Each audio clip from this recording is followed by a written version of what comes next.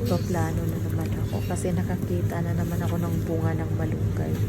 Isa sa pinaka-favorite ko guys, itong Bix Tibong na to. Pero madalas lang to, minsan lang to mayroon. Itong bunga ng malunggay. Tama dyan. Ang sarap niyan guys, ilagay sa yung paksyo na isda. Ay naku guys, pati yung kahit yung lang, yung tinubigan na isda.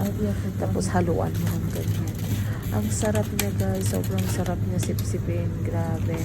Kaya kapag nakakakita ako nitong bunga o ng malunggay, ay sadyang hindi ko yan pinapalagpas guys. Talagang namili ako kahit malaki pa yan, matigas pa yan.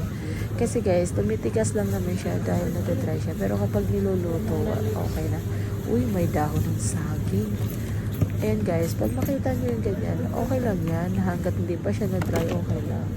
Yeah, thank you so much.